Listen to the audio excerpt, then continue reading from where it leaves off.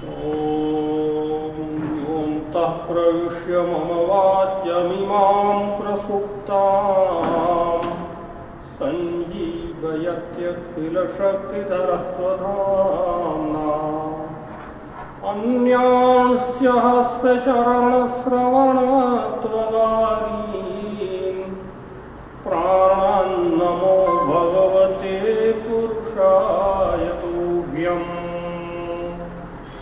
अज्ञानतिमिरान्धस्य ज्ञानाञ्जनशलाकया चक्षुरुन्मीलितं येन तस्मै श्रीगुरवे नमः। महर्षि शांतिपीठ राष्ट्रीय वेद विद्या प्रतिष्ठान के द्वारा संचालित सभी के लिए वेद कक्षा में आप सभी दृश्यादृश्य रूप से लाभान्वित हो रहे महानुभावों का स्वागत है। आज के इस पावन कक्षा में विषय है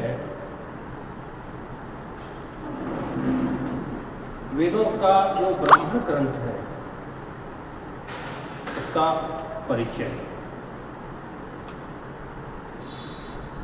इसमें जो ब्राह्मण ग्रंथ हैं उनका जो उत्तरार्ध भाग है वो क्रमशः आरण्यक की ओर अग्रसर होते हैं, इसलिए इसको ब्राह्मण तथा आरण्यक परिचय भी इस विषय को माना जा सकता है। इस दृष्टि से सबसे पहले यदि हम ब्राह्मण ग्रंथ की बात करें तो हमारी परंपरा में संहिता, ब्राह्मण, आरण्यक और उपनिषद ये चार वैदिक वाङ्मय नहीं मानेंगे, वाङ्मय में तो वेदांत भी आ जाएंगे, ये वेद के मुख्य वो है। अब ब्राह्मण ग्रंथ जो है विषयानुक्रम से इन चारों का, और संहिता भाग जो है वो बीज रूप में उपस्थित है विषयों का। उन बीज रूप में जो याज्ञिक प्रक्रिया है, ब्राह्मण ग्रंथ इसका नाम इसलिए पड़ा कि ब्रह्म का कार्य जो है इस सृष्टि प्रपंच को सुचारू रूप से रित और सत्य, रित सत्य तो ऊर्जा है जिसके आधार पर है, और जो रित है वो रित प्रकृति को संचरित करने की जो व्यवस्था है वो रित है। पिछली कक्षा में भी मैंने निवेदन किया था कि जो कुछ भी घटित हो रही है,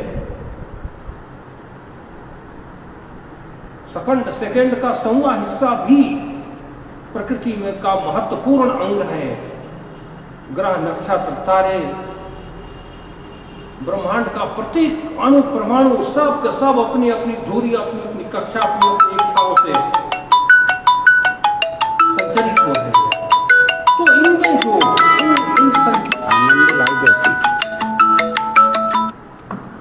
उस ऊर्जा की प्राप्ति कहां से होगी,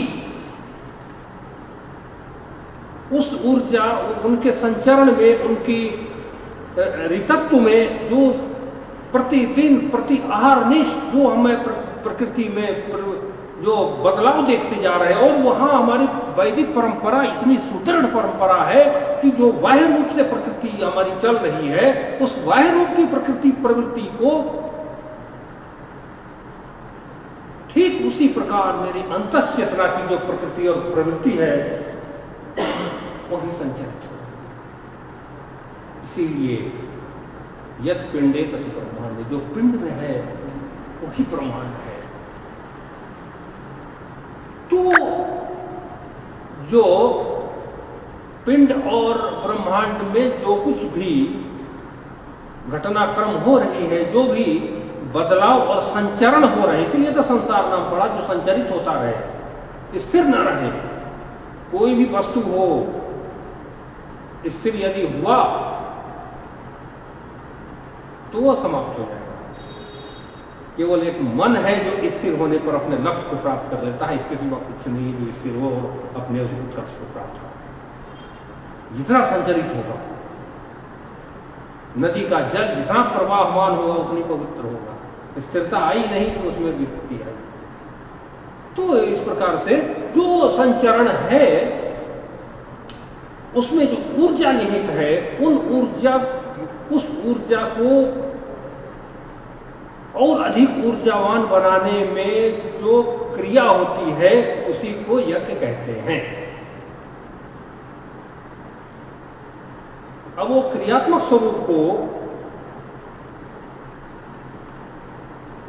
जो सूत्र रूप में संहिता भाग में हमें प्राप्त है, उसकी जो मीमांसा है, उसका जो विचार दर्शन है, वो ब्राह्मण ग्रंथ है। इस तरह से अलग अलग हमारे जो विभाजित हुए वेद, पहले तो समग्र वेद एक ही थे, उसके बाद जो विभाजित होने के पश्चात चारों वेदों के ब्राह्मण ग्रंथ अलग हुए, आरण्यक और उपनिषद अलग अलग हुए। तो ब्राह्मण ग्रंथों का जो विवेच्य, अब छोटा सा पहले हम लोग परिचय देख लेते हैं कि किस ब्राह्मण के, किस वेद के कौन कौन से ब्राह्मण हैं। अब यहाँ में जो उपलब्ध ब्राह्मण हैं, इसमें सबसे पहले ऋग्वेदीय ब्राह्मण की चर्चा करते हैं। ऋग्वेद के 2 ब्राह्मण प्राप्त हैं इस समय। पहला ऐत्रेय ब्राह्मण, दूसरा ओशितकी, और उसके बाद सांख्यायन ब्राह्मण भी प्राप्त हो जाते हैं। बहुत अधिक मात्रा में तो नहीं, लेकिन इतना में है उतना में है। कुछ अंश लुप्त भी हो गए हैं। सांख्यायन एक संहिता है ऋग्वेद का, जिसका संपादन हम लोगों के बहुत ही श्रद्धेय हैं आचार्य अमलधारी सिंह जी, उन्होंने संपादित किया है। और इसकी पांडुलिपि मिली थी राजस्थान अलवर में, जहाँ से वहाँ बहुत परिश्रम साध्य कार्य किया उन्होंने, और 4 वॉल्यूम में वो संहिता भाग जो समाप्त हो चुका था, पांडुलिपि को संग्रहित करके, और उन्होंने बहुत कठिन परिश्रम से उसको 4 वॉल्यूम में प्रकाशित किया। मोटी मोटी कथाएं वो चारों, तो वो कम से कम बच गया। उसके जो पठन पाठन की व्यवस्था है, मात्र 2 व्यक्ति भारत में इसे हैं, इंद्र शंकर झा जी और हर्षदलाल नागर जी, जो राजस्थान बांसवाड़ा में बच्चों को सांख्यायन शाखा ऋग्वेद का अध्ययन करा। दोनों काफी वृद्ध हैं, 75 से ऊपर है दोनों लोग हैं। उसके आगे कोई तैयार करा रहे हैं, दूसरा पीढ़ी को तैयार कराया जा रहा है। तो जो सांख्यायन है, इसके भी ब्राह्मण कुछ उपलब्ध है। आपके जो ऐत्रेय ब्राह्मण है तो पूर्ण रूप से है, इसके पठन पाठन इसके इत्यादि सब चल ही रहे हैं। फिर ऐत्रेय ब्राह्मण के विषय में आता है, ऋग्वेद ब्राह्मण में ऐत्रेय ब्राह्मण का जो स्थान है वो प्रथम स्थान माना जाता है। यह ब्राह्मण ऋग्वेदीय शाखा से संबद्ध है, और सांख्यायन तो शाखा ही अलग है ना, तो ये शाखा जो है उससे संबंधित ही है। इसके प्रवर्तन कर्ता महिदास ऐत्रेय हैं, इसके जो आदि आचार्य हैं। ऐत्रेय ब्राह्मण में 40 अध्याय है। अभी आज का जो विषय यही है कि किस ब्राह्मण का में कितने अध्याय हैं, क्या क्या विहित है निहित उसमें विषय है, उसको आज होगा।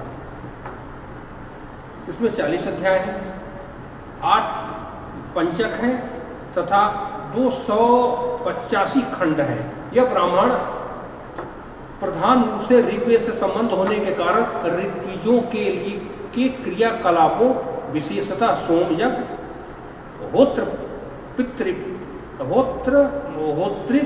होतृत्व पक्ष के कार्यों को विशद निरूपण करता है। अब जो यहाँ एक शब्द आता है ऋत्विज, ऋतु शब्द का अर्थ यह है जो यज्ञ में जो क्रिया स्वरूप को, क्रिया को क्रियान्वयन का जो क्रियान्वयन करे। ऋत्विज जो ऋत शब्द से अनुप्राणित है, ये शब्द ऋत, तो जो वेद में कथा है ऋतम च सत्यम, जो ऋत है, जो प्रकृति की संरचना है, जो कार्य है, वही कार्य यज्ञ में जो संपादित करने वाले जो आचार्य हैं उनको ऋतु कहते हैं। अब हमारे यहाँ चार मुख्य तो 4 होते हैं ना, ऋतु जो है होता है ब्रह्मा और उद्गाता, 4 मुख्य ऋतु माने जाते हैं। इन चारों को समवेत रूप से भी हम ऋतु कह सकते हैं कि यज्ञ के ऋतु है। और उस ऋतु में कौन सा पद को कुछ ने ग्रहण किया है? उद्गाता जो है शाम का गान करते हैं, जो देवताओं को प्रसन्न करने का होता है। ब्रह्मा सबका निरीक्षण करते हैं कि भाई कार्य ठीक से हो रहा है कि नहीं। यही तो कार्य प्रकृति में भी हम देखते हैं। भाई किसी को राजा बना दिया, किसी को उनका मंत्री बना दिया, किसी को कुछ बना दिया, लेकिन जो परब्रह्म परमात्मा है, जो सर्वोच्च राजा है, वो तो चुपचाप बैठकर देख रहा है कि ठीक हो रहा है कि नहीं। ये जो है तो यज्ञ प्रक्रिया में ये चारों आचार्यों का ये मुख्य आचार्य है। फिर उनके एक एक आचार्य के चार चार 16 ऋतु होते हैं, जिनको समवेत रूप से तो ऋतु कर सकते हैं, लेकिन यहाँ वर्गीकरण में तो जो ऋतु का कार्य करने वाले जो है के कारण ऋग्वेद से संबंधित होने के कारण उसको ऋतुज कहा जाता है। विशेष रूप ये पंचिका क्रमानुसार ब्राह्मण के निरूपण विषय इस प्रकार से बताया जाता है कि प्रथम तथा द्वितीय पंचिका में अग्निष्टोम सोमयाग की एक प्रकृति है। सोमयाग का 21 प्रयाग माने गए हैं। सोम तो सर्वोच्च यज्ञ है और जो आनुषंगिक उसके प्रयाग है, ये जो अभी विषय चल रहा है, ये ब्राह्मण ग्रंथों में जो निहित विषय है उन पर थोड़ा सा प्रकाश डाल करके फिर आगे बढ़ते हैं। सोमयाग की प्रकृति है। तृतीय और चतुर्थ पंचिका में त्रिकाल सवन एक प्रक्रिया होती है स्रोत यज्ञ की, में प्रयुंजमान शस्त्रों अग्निष्टोम अष्ट विकृतियों के उत्कथ्य षोडशी अतिरात्र यागों का निरूपण इत्यादि का वर्णन किया गया है। पंचक तथा षष्ठ पंचिका में क्रमशः दशशाह सप्ताहाधिक अवधि तक चलने वाला, एक सप्ताह से अधिक चलने वाले यज्ञों की बात करते हैं। इसमें होत आदि ऋत्विकों के कृत्यों का विवेचन किया गया है। क्या क्या वो कार्य करेंगे, इसका इन विषयों का निरूपण उसमें आता है। इसी प्रकार से इस प्रसंग में ऐतरेय ब्राह्मण का प्राण स्वरूप क्या है, विषय सुनसेप आख्यान भी वर्णित है। सुनसेप नाम का अब कक्षा में समय आएगा जो ब्राह्मण ग्रंथों में आख्यानों की चर्चा होगी। ब्राह्मण ग्रंथ सुनते ही हम लोग को उसमें दिमाग में आ जाता है कि तो कथा कहानी का ग्रंथ है, तो वास्तव में है। ब्राह्मण ग्रंथों में एक से एक उच्च कोटि के आख्यानों की चर्चा आती है।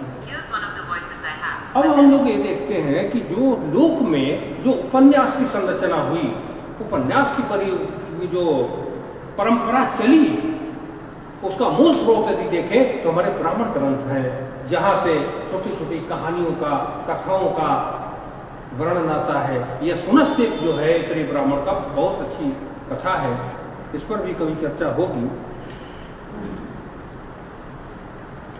सुनसेप आख्यान भी वर्णित है। अष्टम पंचिका में इंद्र महाभिषेक तथा चक्रवर्ती नरेशों के महाभिषेक का भी वर्णन आता है। इन्हीं ब्राह्मण ग्रंथों में राजाओं का जो अभिषेक होते थे, उनकी जो विधियां बताई गई है, वो सबका मूल स्रोत ऐतरेय ब्राह्मण है।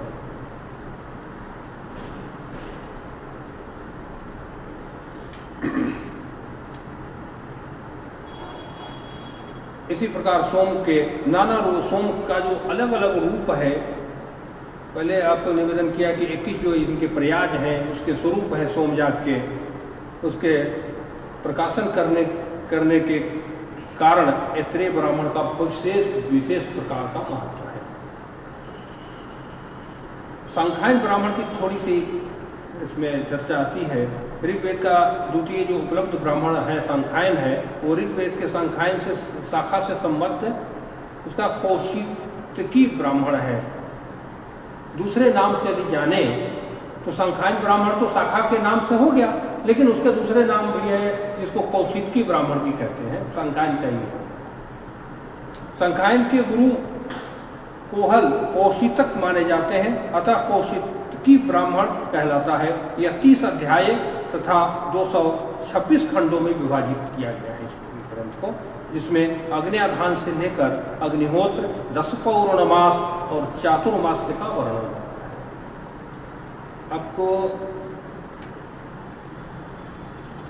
जानकारी की दृष्टि से बता दूं विषय से, ये अभी जो चर्चा की गई अग्निहोत्र, तो ये स्पष्ट है कि जो हम लोग स्रोत याग की जो चर्चा कर रहे हैं, इस स्रोत याग हम और आप चाहें तो नहीं कर सकते, क्योंकि इसका प्रोटोकॉल है इस यज्ञ का। जो व्यक्ति अग्निहोत्री नहीं होगा, वो व्यक्ति को अधिकार नहीं है कि वो सोम याग कर सके।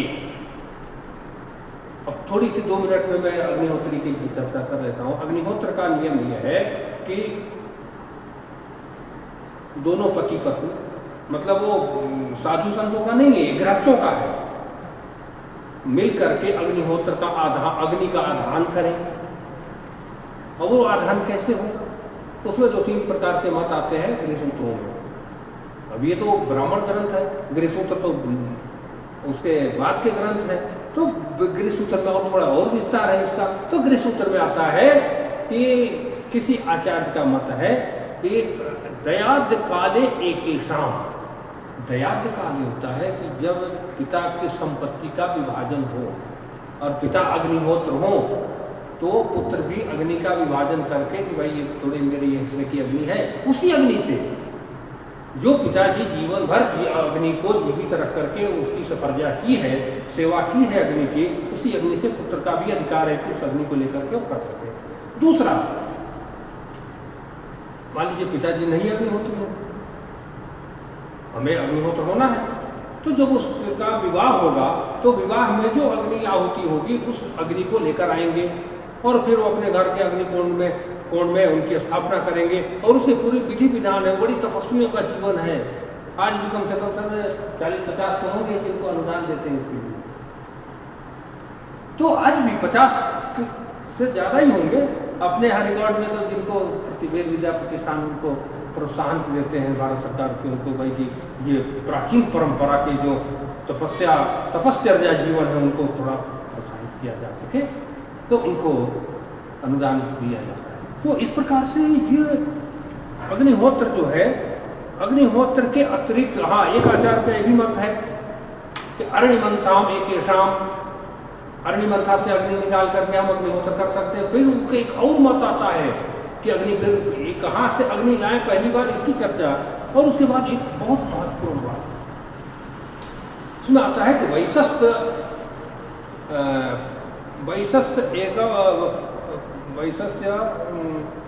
बहुपशो अग्निमादाय।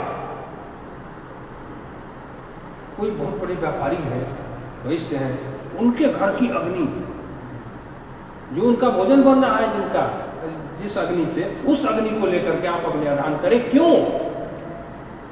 उसके मूल में कारण यह है कि उनके यहाँ अतिथि सेवा होती है, और जिसके घर में अतिथि सेवा हो उसकी घर की अग्नि कितनी पवित्र होती है कि उससे बना हुआ भोजन हमारे यहाँ अतिथि घर आकर तृप्त हो, हमारे पितर तृप्त हो, जीव जंतु तृप्त हो। इसीलिए पंच महाभूत यज्ञ की चर्चा आती है। पंच महाभूत यज्ञ जो है जीव प्राणियों से लेकर सबको निवेदन करते हैं। फिर जो वैशस्य बहुपशो अग्नि गृहमादाय, वहां से जो अग्नि लाते हैं, तो इसके मूल में वही है कि हमारा जो पोषक वर्ग है समाज का, वैश्य वर्ग, वो हमारा अंत में बीच का है, दूरी है, वो ब्राह्मणों का भी पोषण करता है, अपने छोटे भाइयों का भी करता है, अपने बड़े भाइयों का भी करता है, क्योंकि वो व्यापार के माध्यम से सबको एकत्र करके रखते हैं और इसलिए उनके घर की अग्नि पवित्र है। तो इस प्रकार से गृहम अग्निमादाय, तो यहां कहते हैं कि अग्निहोत्र और 10 पौर्णमास, अग्निहोत्र जो होगा, अग्निहोत्री जो होते हैं उनके लिए आवश्यक है कि 10 पौर्णमास का भी यज्ञ करें। और अगर 10 पौर्णमास और चातुर्मास से, अमावस्या को और पूर्णिमा को विशेष प्रकार से अग्नि आहुति की जाती है। तो ये ये तो उसकी प्रारंभिक स्थिति है यज्ञ की, और जो अग्निहोत्र हो जाते हैं इनके लिए आवश्यक हो जाता है, और वही अग्निहोत्री समय आने पर बड़े बड़े सोम यागों की जो 21 प्रयास बताए गए हैं आदि आदि उसका करने के अधिकारी वो सब होते हैं। हम आप चाहे कि तो जिसे सोम यज्ञ आजकल हो रहा है ना सर, 12 ज्योतिर्लिंग में इत्यादि इत्यादि प्रतिष्ठान के माध्यम से, तो इनमें हम आप चाहें कि यजमान बन जाए तो पक्का ही नहीं हो सकता। यजमान जो होंगे अपनी शराब गए थे ना सोम यज्ञ में, जो वहां से आए थे राजस्थान से, वो तो नित्याग्निहोत्री है। हाँ, यजमान पत्नी, और वो भी देखिए उसमें यजमान पत्नी अगर नहीं है, अगर कदाचित दैव दुर्भाग्य से अगर पत्नी का शरीर पूरा हो जाता है, उसी दिन उनके अग्नि का अगर जो अग्निदान किया हो वो पूरा व्रत समाप्त हो जाएगा। यह बहुत बड़ी बात है। और जो वो जिस समय सुबह शाम उदिति जो होती, अनुदिति जो होती, जो सूत्र है उसके अग्निहोत्र का, उसमें अगर आहुति पत्नी नहीं बैठेगी उस समय, तो उस समय वो नहीं होगा। अगर किसी विशेष परिस्थिति हो जाए उनको, तो वो अलग दूर रहेंगी, उसको नहीं देखेंगी। लेकिन ये तो है कि भाई पवित्रता के बाद, लेकिन बिना पत्नी के अग्निहोत्र हो नहीं सकता। तो इन चीजों का जो निरूपण है, ये ब्राह्मण ग्रंथों का विशेष विचारनीय हिस्सा है, जो कर्म से संबंधित है। तो कर्म, उपासना और ज्ञान ही वेद का मूल विषय है। तो जो कर्म का विधान है वो ब्राह्मण ग्रंथों का मूल विषय है। फिर आते हैं ऋग्वेदीय आरण्यक, क्योंकि आरण्यक जो है और ब्राह्मण दोनों समवेत इसलिए किया गया है क्योंकि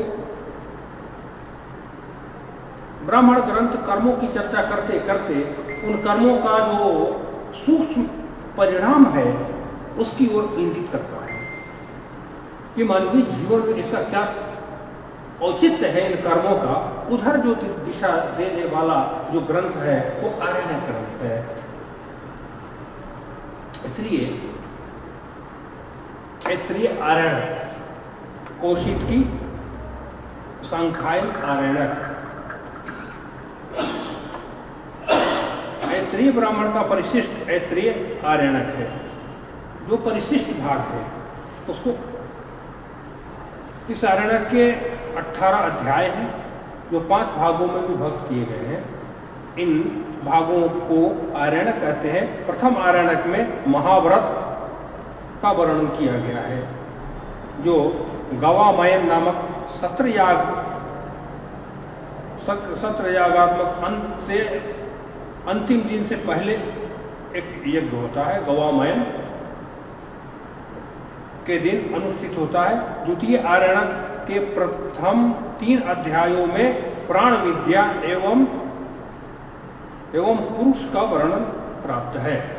तो कितना ऊंची ग्रंथ है ये लोग कि प्राण विद्या की चर्चा इसी याज्ञिक अनुष्ठान के अंतर्गत आता है। तृतीय आरण्यक में संहितोपनिषद कहा जाता है। संहिता पद, क्रम एवं स्वर व्यंजन आदि विषयों का विवेचन तृतीय आरण्यक में प्राप्त होता है। शिक्षा ग्रंथ तो इनके बाद में आया। शिक्षा ग्रंथ जो हमारे आए, यजुर्वेद का वो पाणिनीय शिक्षा, याज्ञवल्क्य शिक्षा आदि आदि जो शिक्षा ग्रंथ हैं, ये तो उनके बाद में आए। सबसे पहले हमें जो वर्णोच्चारण की व्यवस्था हमारे ब्राह्मण ग्रंथ, आरण्यक ग्रंथों में क्या कोटि की चर्चा की गई है, इसका मूल बीज वहां से प्राप्त होता है। हमारे आचार्यों ने कितना परिश्रम किया होगा। फिर उससे लेकर के, और सबसे हमारी परंपरा की जो मूल विशेषता कितनी अच्छी रही कि सूत्र रूप में वेदों में प्राप्त, फिर उसके बाद ब्राह्मण में, फिर उसका और विचार करके आरण्यक में आया, और उपनिषद तो पूर्ण रूप से वो है, ज्ञान की चरम सीमा है। फिर हमारे प्रवर्ती आचार्यों ने क्रमशः उन चीजों को लेकर के और मानवीय चेतना में प्रविष्ट हो सके वो विषय सामान्य रूप से, क्योंकि हमारी बुद्धि उस स्तर ही तो है नहीं, तो धीरे धीरे उसको लेकर के सरल बनाते हुए, सरलता आते आते फिर वो अंत में पाणिनीय तक आई। पाणिनीय के बाद और भी आचार्यों ने व्याकरण की जो लंबी परंपरा थी। तो ये शिक्षा ग्रंथों की बात, इसमें उच्चारण की व्यवस्था का कुछ स्वर व्यंजन आदि की चर्चा आती है। व्याकरण तथा महाभाष्य की दृष्टि से तृतीय आरण्यक अत्यधिक महत्वपूर्ण है। तैत्तिरीय ब्राह्मण का चतुर्थ अंश में संकलित महाव्रत के 5 दिन महानामनी ऋचाएं पढ़ी जाती है। अंतिम आरण्यक के निष्कैवल्य शास्त्र का वर्णन है। आध्यात्मिक एवं प्रतीकात्मक स्वरूप से किया गया है। कौशिकी जो है सांख्यायन आरण्यक है। इस आरण्यक के 15 अध्याय है। कौशिकी आरण्यक के 3 पृष्ठ अध्याय तक कौशिकी उपनिषद है। और उपनिषद और आरण्यक में समवेत है। इसमें थोड़ा सा विभाग कर दिया गया है। कौशिकी आरण्यक का जो 3 से 6 अध्याय तक जो है वो कौशिकी उपनिषद माना गया है। उसीनर, मत्स्य, काशी, विदेह एवं गुरु पांचाल के निर्देश 6 अध्याय हैं। इन लोगों के द्वारा कार्य किए गए हैं 6ठे अध्याय में। कौन कौन से हैं? उसीनर, मत्स्य, काशी, विदेह एवं गुरु पांचाल। इनके 9वें अध्याय में प्राण की श्रेष्ठता का वर्णन है। प्राण जो है, प्राण वायु, इसकी श्रेष्ठता का वर्णन इनके 9वें अध्याय में प्राप्त होता है। किसमें? कौशिकी ब्राह्मण में। ब्राह्मण का उसमें तो आगे चलकर उपनिषद हो जाता है ना, तो उन उपनिषदों में वर्णन आता है। आशीर्वाद तथा फल का कथन 12वें अध्याय में प्राप्त होता है। आचार्यों की वंश परंपरा का वर्णन 15वें अध्याय में प्राप्त होता है। अब आचार्यों का जो वंश परंपरा है, जो हमने पढ़ा है यजुर्वेद के विद्यार्थी होने के नाते, सतत ब्राह्मण में भी ऋषि परंपरा का जो वंश परंपरा है उस पर विस्तृत चर्चा आती है। फिर अब आते हैं यजुर्वेदीय ब्राह्मण। यजुर्वेद के जो ब्राह्मण और आरण्यक है, इनका परिचय। सतपथ ब्राह्मण यजुर्वेद का ब्राह्मण है। शुक्ल यजुर्वेद सतपथ ब्राह्मण नामक ब्राह्मण वाङ्मय प्राप्त है। शतम पंथ्यानौ मार्गा अध्याया तत् सतपथ ब्राह्मणम, जिसमें 100 पथ है। 100 जिसमें पथ है वो सतपथ है। जहां 100 अध्याय समाविष्ट है। 100 अध्याय को 100 पद बताया गया है, इसलिए सतपथ ब्राह्मण बोलते हैं उनको। ब्राह्मण शब्द का अर्थ है ब्रह्मण। शब्द से अण प्रत्यय होने पर ब्राह्मण शब्द की निष्पत्ति होती है। सतपथ के अनुसार ब्राह्मण शब्द का अर्थ ब्रह्म वै मंत्रः।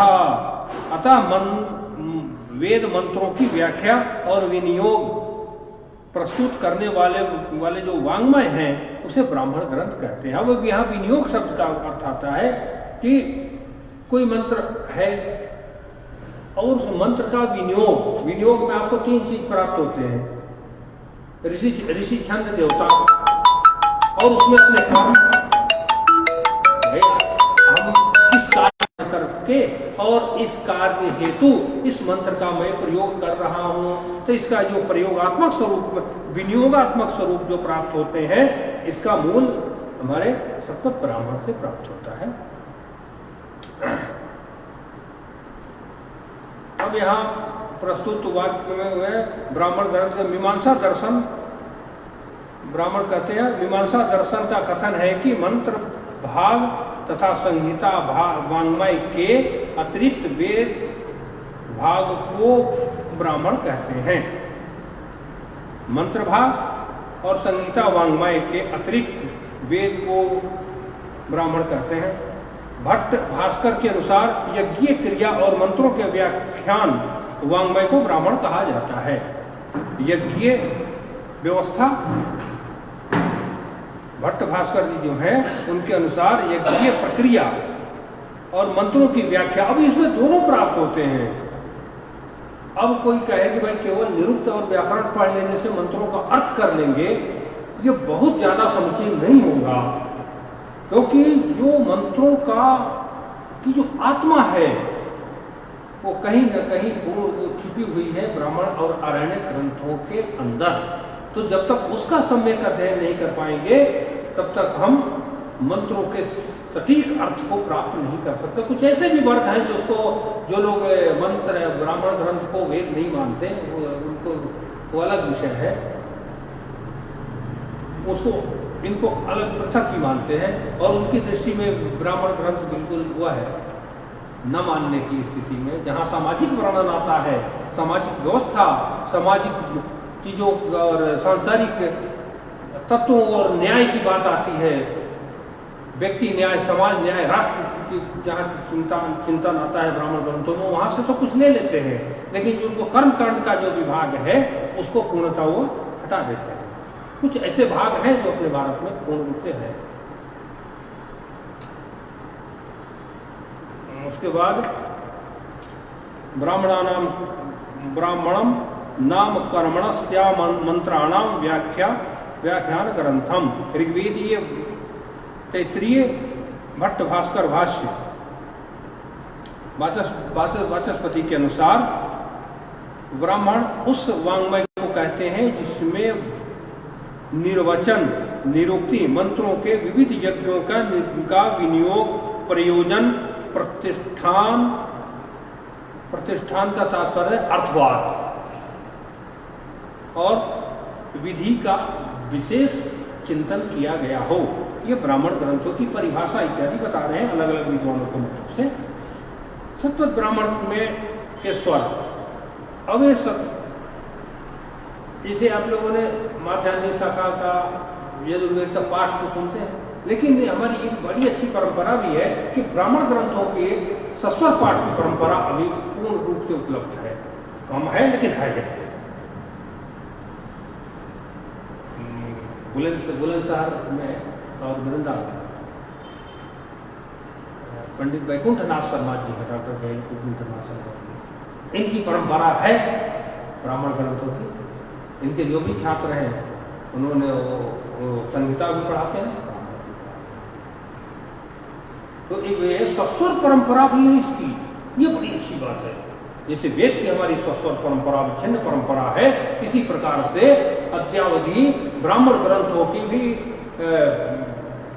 उच्चारण की अविच्छिन्न परंपरा अद्यावधि भी प्राप्त है। हमारे लिए गौरव की बात है। हमारे आचार्यों को अंतःकरण से प्रणाम करते हैं कि जिन लोगों ने संहिता को तो पढ़ाई, ब्राह्मण ग्रंथों की भी परंपरा अद्यावधि जीवित रखी है।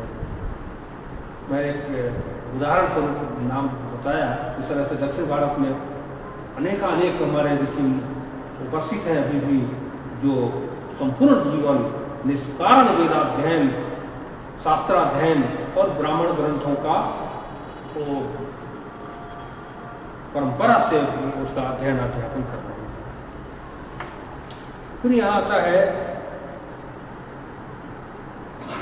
सतपथ ब्राह्मण को उच्चारण वाक्य के स्वर संस्कार नियमों के लिए ऋषि कात्यायन के प्रातिशाख्य के परिशिष्ट में भाषिक सूत्रम नाम के सूत्र की रचना है। शुक्ल यजुर्वेद संहिता में मूलतः 3 स्वरों का प्रतिपादन किया गया है।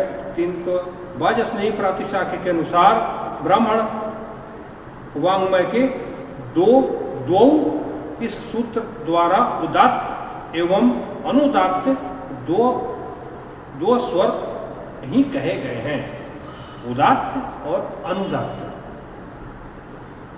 इसके सूत्र मिलते हैं प्रातिशाख्य में। वाजस्नेयी प्रातिशाख्य नाम का ग्रंथ है, उसमें 2 नाम के एक सूत्र है जिसके कारण उदात्त और अनुदात्त है। उदात्त स्वर्यते नीचो नीच उच्चैस्वरो भवेत्। उदात्त जो है ऊंची जो होगा, कोई शब्द उदात्त होगा तो उसमें हस्त स्वर ऊपर की ओर होगा और अनुदात्त जो है नीचे की ओर होगा। ब्राह्मणस्य सुरुध्यो ज्ञायते वेद पारगैः। अब थोड़ा सा मैं लौकिक रूप से बात कर रहा हूँ कि हमने तो हाथ को बता दिया कि ऊपर नीचे होगा, क्या हम वाणी में जो बोलेंगे उसी अनुसार तो हस्त संचालन होगा। किसी को अगर ऊंचे स्वर में बुलाएंगे हे इधर आओ, तो फिर स्वाभाविक है कि आपकी ऊंची होगी। और अनुदात्त जो है धीरे से ऊपर है, तो स्वाभाविक है कि आपकी वाणी और जो हस्त संचालन भी होगा। तो ये सब चीजें जो है सामान्य नहीं है। कहते हैं ना कि जो वेद में नहीं है वो संसार में हो ही नहीं सकता, जो वेद में है वही संसार में है। ये बात कुछ अलग है कि कोई तर्क दे कि भाई ये चीज तो वेद में नहीं होगा। तो ये जहां हमारे हजारों हजार से अधिक वेद शाखाएं उपलब्ध थी, आज मात्र 9-10 शाखाएं उपलब्ध है। न जाने किस शाखा में क्या होगा, रहा होगा। अध्ययनाध्यापन में समाप्त हो गए वो सारी चीजें। ये उनके अध्ययन न करने वाला रहा, न अध्यापन कराने वाला कोई रहा। ऐसी पढ़ने पढ़ाने की अभाव में सब चीजें मुक्त हो गई। तो जो कुछ भी संसार में दिख रहा है वो सब है। जो मेरे शरीर में नहीं है वो ब्रह्मांड में नहीं है, जो ब्रह्मांड में है वो मेरे शरीर में है ही है, स्थूल रूप से। वैज्ञानिक लोग बताते हैं कि एक एक अंग का जो अंदर आंतरिक कोशिकाएं हैं जो बिल्कुल अणु रूप में कार्य कर रहे हैं वो भी सक्रिय हैं। इसी प्रकार ब्रह्मांड में भी प्रत्येक चीजें सूक्ष्म रूप से जो कार्य कर रहे हैं। शरीर और ब्रह्मांड जो संरचना है, तो इसीलिए जो वेदों में नहीं है वो संसार में नहीं है। जो स्वर है, जो इसीलिए तो हमें स्वर को क्या बोलते हैं, शब्द ब्रह्म की उपासना कहते हैं, इसको शब्द ही ब्रह्म है। फिर उसके बाद संहिता वाङ्मय जो अनुदात्त है, संहिता वाङ्मय में जो अनुदात्त स्वर है वही स्वर ब्राह्मण में उदात्त स्वर होता है। इसी प्रकार संहिता का उदात्त स्वर ब्राह्मण को अनुदात्त हो जाता है। अब इससे स्पष्ट यह है कि हमारे ब्राह्मण ग्रंथों को पढ़ने का की भी एक अच्छी परंपरा, एक उच्चारण पद्धति की परंपरागत व्यवस्था है। ऐसा नहीं कि जैसे पुस्तक लिया जैसे जैसे पढ़ लिया। मैं कुछ पहले याद भी था, मुझे भूल गया, कोई दिन हो गया। उदित मंडाला ऐसा करके उसका बहुत अच्छा उसका कंठस्वर है। जैसे हम लोग श्रावणी वगैरह करते हैं ना, तो उसमें 2 का उच्चारण होता है। एक तो सूर्य मंडल का ब्राह्मण, सत्वत ब्राह्मण में जो सूर्य मंडल का वर्णन है, सूर्य की उपासना की व्यवस्था है, उसमें हाथ ऊंचा करके जो उपस्थान करते हैं भगवान सूर्य का, तो उसमें ब्राह्मण ग्रंथों का पाठ होता है। और दूसरा ऋषि परंपरा जो ऋषि पूजन होता है, उसमें पूरे ऋषियों का वंशानुक्रम जो होता है, और वो भी पूरे स्वर प्रक्रिया के साथ, तो ब्राह्मण ग्रंथों का पर्याप्त पूरा महत्व है। अब यहाँ सत्वत ब्राह्मण के का जो स्वरूप है उसका कलिवर जो है उसका थोड़ा थोड़ा यहाँ होता है। काण सत्पथ भी कभी एक है जो प्रतिष्ठान से प्रकाशित है। अब हमारे आध्यात्मिक शाखा की शुक्ल यजुर्वेद की 2 शाखाएं उपलब्ध है, जिसमें कभी 15 शाखाएं हुआ करती थी, 13 शाखाएं समाप्त हो चुकी है। 2 है अपना काण शाखा और माध्यान्तिक शाखा। काण दोनों तो ब्राह्मण, दोनों शाखाओं का ब्राह्मण तो एक ही है, लेकिन थोड़ा सा कहीं अंतर है, थोड़ा बहुत, जिसके कारण उसको काण सतपथ कहा गया और इसको सतपथ कहा गया। दोनों ब्राह्मण। काण सतपथ में 17 कांड है, माध्यान्तिक में 14 कांड है। काण सतपथ में 104 अध्याय है और माध्यान्तिक में 100 अध्याय है। इसमें 435 ब्राह्मण हैं और इसमें 438 ब्राह्मण हैं। इसमें मतलब माध्यान्तिक में 438 है और कांड में 435 ब्राह्मण हैं। और कंडिका की दृष्टि से देखें तो 6806 सतपथ ब्राह्मण की कंडिकाएं हैं और माध्यान्तिक सतपथ में 7624 कंडिका प्राप्त होती हैं। काण सतपथ और माध्यान्तिक सतपथ ब्राह्मण के कांडों के नाम इधर प्राप्त होते हैं।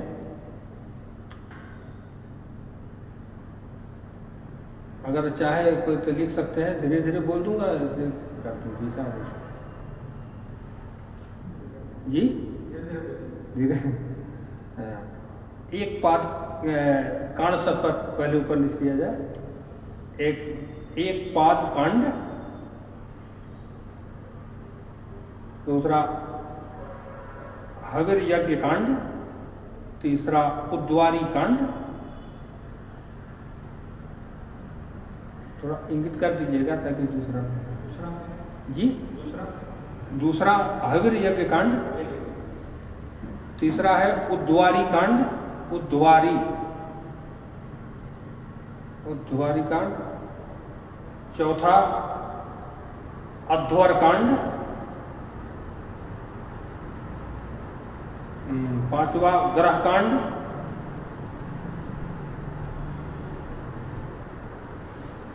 छठा वाजपेय कांड,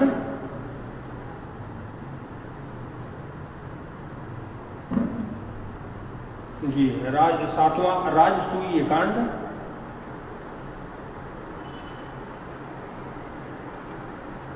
आठवां उखासंभण कांड,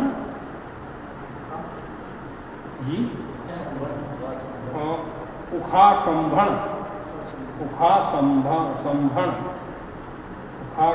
कांड, नौवां हस्ती घट कांड,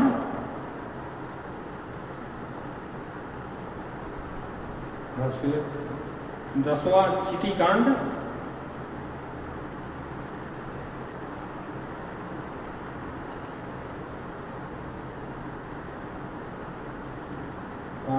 ग्यारहवां साग्नि चिटी कांड, साग्नि चिटी होती है जो यज्ञ चिटी पर जिसे लोग भोजन बनाते हैं ना, तो बर्तन रखने के अग्नि के और सीधे अग्नि पर तो नहीं रख देते हैं, तो उसमें कुछ रख देते हैं ताकि उस पर बर्तन रखा जा सके। उसी प्रकार से चिटी की व्यवस्था होती है। तो चिटी की दो व्यवस्था स्वरूप यागों में करती है। तो एक अग्निश्चिति हो गई, एक साग्नि चिटी हो गई और एक चिटी हो गई। तो दोनों के अलग अलग कांड हैं जिनके बारे में पूरा विस्तार से चर्चा की गई है।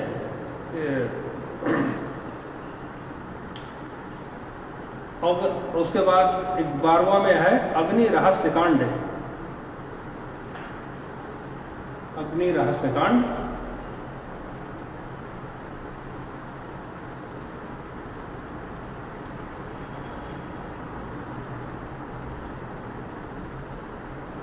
फिर 13वें में अष्टाध्यायी कांड,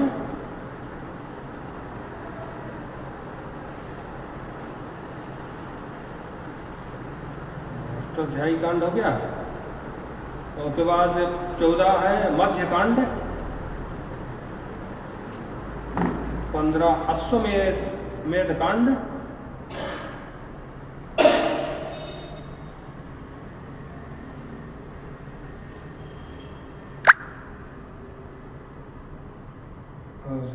16 प्रवर्ग कांड,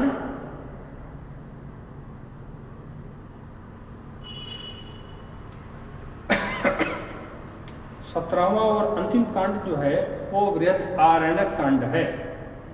जो उपर्युक्त जो 16 विषय हैं, इन 16 विषयों का समवेत रूप से जो वैज्ञानिक चिंतन है वो है आरण्यक कांड, बृहद आरण्यक कांड 17 नंबर में लिख दिया गया।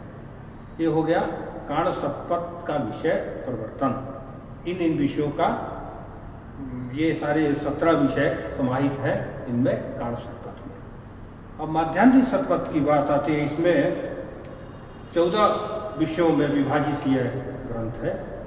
तो यही थोड़ा अंतर तो है, इसीलिए उसको कांड शतपथ बोलते हैं, इसको माध्यान्हिक शतपथ बोलते हैं। शुरू करें सर? सर वो ले लेगा, लेटर पैड दे दो, कागज हो जाएगा।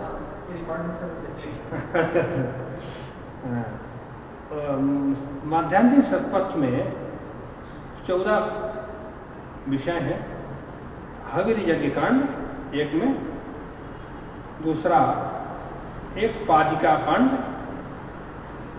तीसरा अध्वर कांड, चौथा ग्रह कांड, पांचवा शव कांड, छठा कुखासंभण कांड, सातवां हस्तिघट कांड, हस्तिघट कांड, आठवां चितिकांड, नौवा संचिति कांड, 10वां अग्नि रहस्य कांड,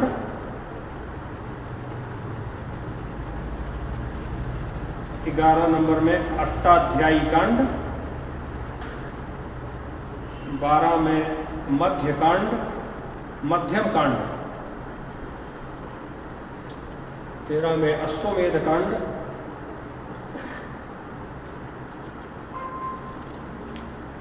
14 में बृहदारण्यक कांड, अंतिम में इसमें भी बृहदारण्यक आता ही है।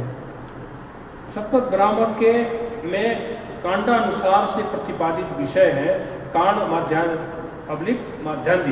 शतपथ दोनों में शतपथ है, दोनों में 100 अध्याय हैं, इसलिए शतपथ कहा गया। एक एक अध्याय को एक एक सोपान मान लिया जाए तो इसीलिए शतपथ।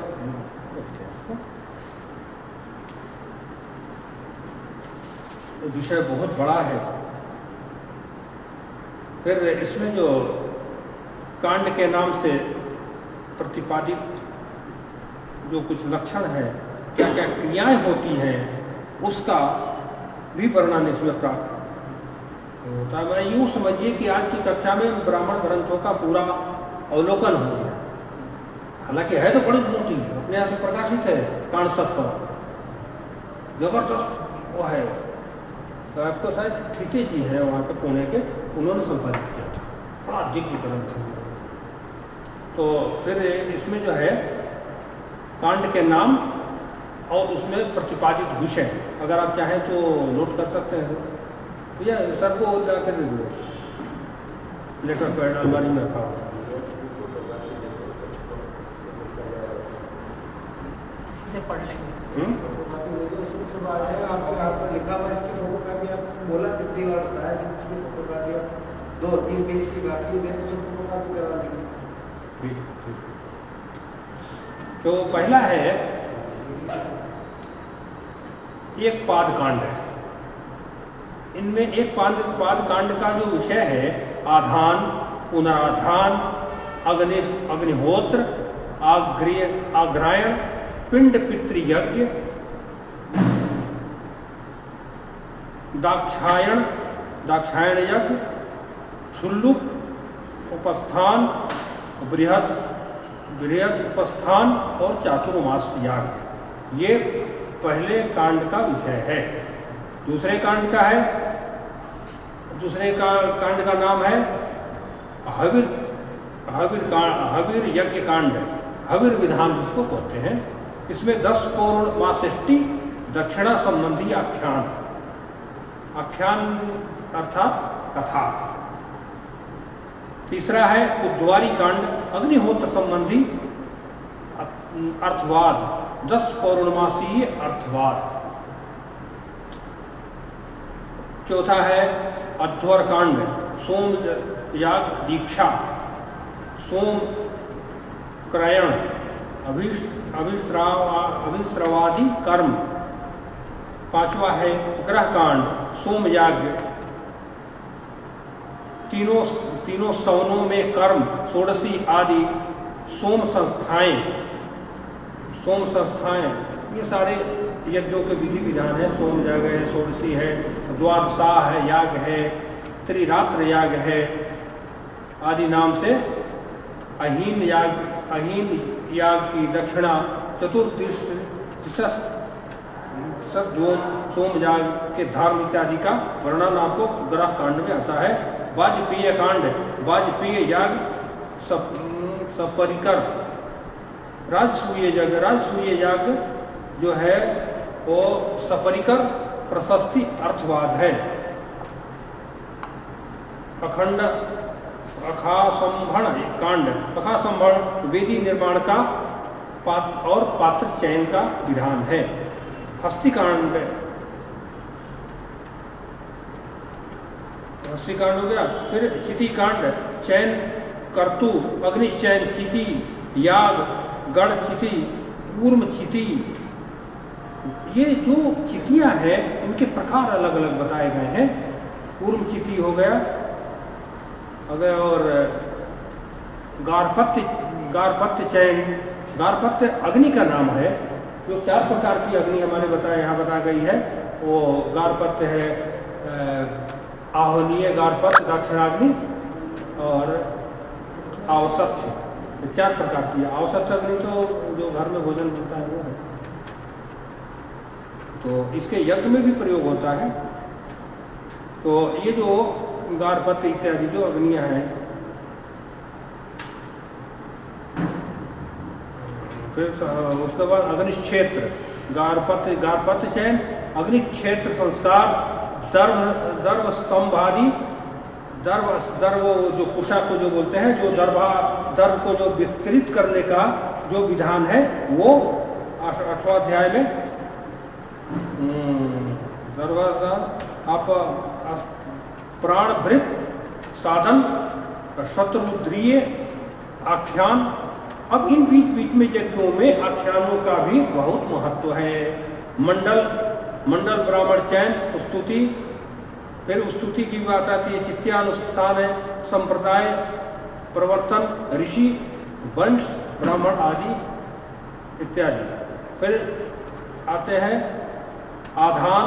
आधान काल, जो पहले निवेदन किया था ना अग्नियाधान, तो आधान का जो काल का निरूपण, अब वो काल का जो निरूपण होता है, इसीलिए अपने यहाँ वेद के अंग में ज्योतिष का भी महत्व है कि उसका कब उसका निर्धारण करें, कब कार्य करें। पृथ्वीकृत इष्टि, प्रज्ञा प्रयाज्यानु मंत्र, संजुवाक्य, पत्नी संज्ञाजन, ब्रह्मचर्य, 10 पौर्णमास विशेष, पशुबंध याग, मित्रावेष्टि, स्वाध्याय की प्रशंसा, आध्यात्म विद्या, पंच महायज्ञ, चातुर्मास अर्थवाद। फिर आता है दीक्षा क्रम, पृष्ठादि पल्लवादि, सौत्रामणि याग, अग्निहोत्र, प्रायश्चित, मृतकाग्निहोत्र। ये जो क्रिया जो हम लोग देखते हैं ना शरीर पूर्ण होने के बाद, तो इसके जो मूल भी प्राप्त होते हैं ये सब ब्राह्मण ग्रंथों से मिलते हैं। जो अभी जो हम लोगों ने वो किया ना पिंड पितृयज्ञ, पिंड पितृयज्ञ भी जो बड़े सोमया इत्यादि होते हैं, तो वहाँ भी जो मूल यजमान है वो उनको करना होता है, करके फिर वो उस यज्ञ में प्रवृत्त होते हैं। ये सारी चीजें वहीं से आती हैं। इस प्रकार से अश्वमेध का चयन, अधिकारी का निरूपण, अश्वमेध याग, अश्वमेध संबंधी प्रशंसा एवं निंदा अर्थवाद, अश्वमेध, प्रायश्चित, पुरुषमेध, पितृमेध, सर्वमेध, सांगोपांग, प्रवर्ग, कर्म, प्रकृति एवं पराकृति अर्थवाद, ब्रह्मवेद, और जो अंतिम जो 13वां भाग है उसका बृहदारण्यक में का जो विषय है, उसको इतने ब्राह्मण ग्रंथों का जो विषय संपादन करने के पश्चात बृहदारण्यक में जो विषय है उसका संक्षिप्त यहाँ पर वर्णन किया गया है। वो क्या है? ब्रह्म विद्या,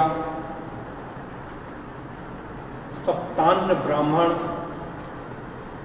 अजात शत्रु आख्यान, याज्ञवल्क्य मैत्रेयी संवाद। ये तो बहुत बड़ा संवाद है, याज्ञवल्क्य मैत्रेयी संवाद जो है ना, बहुत सर जहाँ से आते हैं सर के क्षेत्र से ही महर्षि याज्ञवल्क्य जी आते हैं। सर वो उधर ही क्या है ना सर, महर्षि याज्ञवल्क्य जी है बिहार के जी सर, वही मिथिला के हैं जी। वो इसमें जो है सबसे महत्वपूर्ण जो आरण्य का जो विषय है याज्ञवल्क्य मैत्री संवाद है, वो संसार के लिए सबसे दिव्य, यदि कोई भारतीय ज्ञान परंपरा का अगर श्रेष्ठतम कोई चीज है तो वो याज्ञवल्क्य मैत्री संवाद है, जो सारी ब्रह्म विद्याओं के परत दर परत खोल कर रख देते हैं। याज्ञवल्क्य एवं जनक संवाद, जिनको विदेह कहा जाता है, उनको पता ही नहीं होता कि मेरे शरीर अलग है और मेरी आत्मा अलग है, बिल्कुल विदेह जी। अष्टावक्र एक अलग ऋषि हुए, हाँ, उनका जनक जी से भी संवाद हुआ था।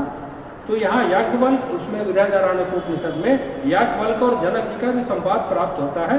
फिर याज्ञवल्क्य गार्गी संवाद, शरीर विज्ञान, गायत्री ब्राह्मण, श्री मंत्र, कर्म और वंश ब्राह्मण, ये चीजें जो है यहाँ बृहदारण्यक उपनिषद का स्थूल रूप से यहाँ चर्चा की गई है। अब थोड़ा सा देखते हैं कि सप्तद ब्राह्मण के जो भाष्यकार जो माननीय आचार्य गण हुए हैं उनको थोड़ा सा देखते हैं। श्री सायणाचार्य जी संपूर्ण शुक्ल यजुर्वेद माध्यान्तिक शाखा माध्यान्तिक सप्तक का जो भाष्य है वो सायणाचार्य जी के द्वारा प्रतिपादित है, जो पूर्ण रूप से अभी उपलब्ध है। श्री हरिस्वामी जी ने भी माध्यान्तिक शाखा का भाष्य किया है। भाष्यकारों में श्री स्वामी समर्पणानंद जी ने भी इनका भाष्य किया है। शुक्ल यजुर्वेद काण शाखा के शतपथ ब्राह्मण पर श्री आनंद बोध जी का भाष्य मिलता है। ऐसे विद्वानों का कुछ का मत है, किंतु वर्तमान में यह भाष्य उपलब्ध नहीं है। इनका बोलते हैं काण शतपथ का। अध्ययन अध्यापन की दृष्टि से देखें तो वर्तमान में शुक्ल यजुर्वेद माध्यान्तिक के शुक्ल यजुर्वेद के काण एवं माध्यान्तिक शाखा शतपथ ब्राह्मण उपलब्ध है, जिनका अध्ययन अध्यापन संपूर्ण भारत में हो रहा है। सभी क्षेत्रों में ब्राह्मण वाङ्मय की अपेक्षा अत्यंत क्लिष्ट एवं बृहद होने के कारण वर्तमान समय में इसे संपूर्ण कंठस्थ करना तो कठिन है। तथापि आज भी कुछ मेरा अध्याय योगी से पहले निवेदन किया था कि कुछ न कुछ तो की परंपरा तो बनाई हुई है। आज मैं निवेदन करता हूँ कि आज की कक्षा यहाँ तक पूर्ण करते हैं, क्योंकि मैं समझता हूँ कि जो मेरा लक्ष्य था कि ब्राह्मण ग्रंथों का कुछ संक्षिप्त वर्णन के सामने प्रस्तावित करने का, कहाँ तक सफल हुआ उन्हीं शब्दों के साथ साधक प्रणाम करती हुए करने का विराम देते हैं।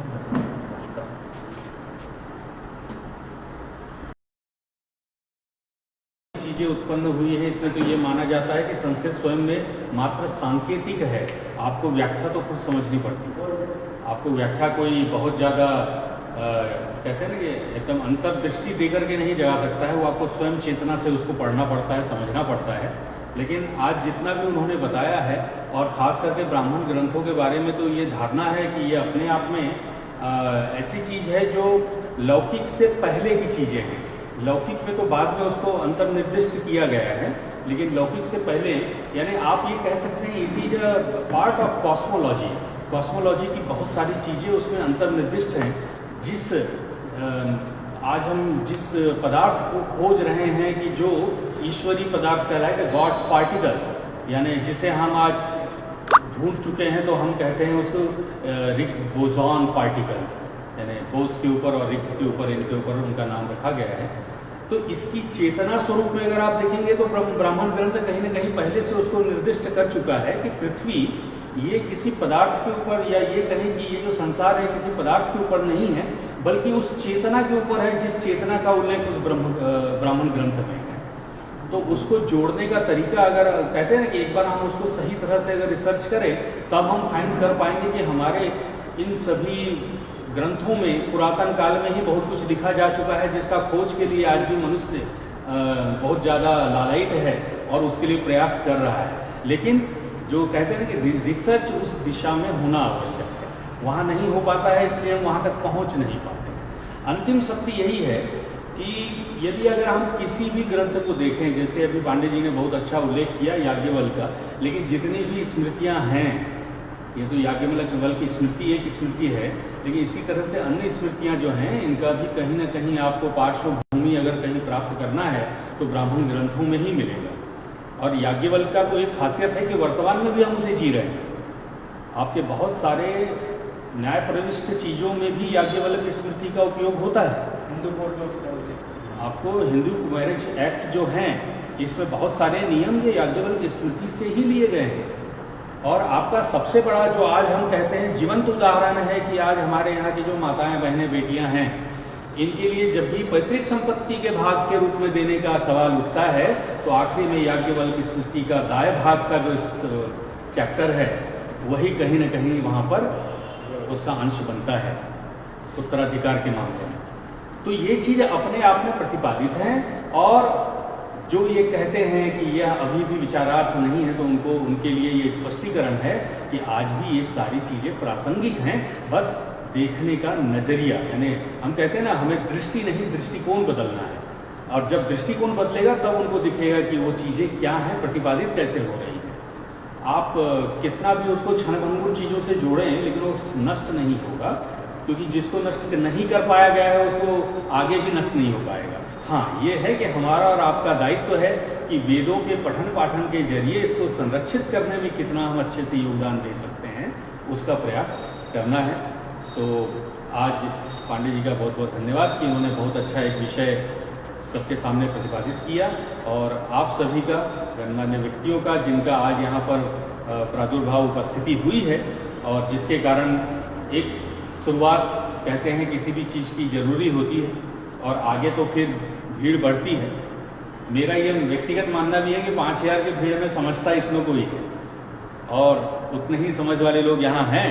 तो हम चाहेंगे कि आगे इसका और अच्छा अनुसरण हो और आगे संख्या भी बढ़े और ज़्यादा से ज़्यादा, क्योंकि ये सभी के लिए हैं, सभी के लिए वैदिक कक्षाओं का उद्देश्य मात्र ये नहीं है कि हम इसको क्या कहते हैं संकुचित रूप में रखें, इसको जितना विस्तारित कर सके उतना करने के लिए जिन जगहों पर हमें आवश्यकता होगी वहाँ पर हम आगे भी क्रियान्वयन करेंगे, लेकिन वैदिक कक्षाओं के द्वारा जो भी सामान्य जन है वो उसका लाभ ले सकें, क्योंकि मात्र मंत्र पढ़ने से नहीं होगा, उसको अप्लाई भी करना पड़ेगा।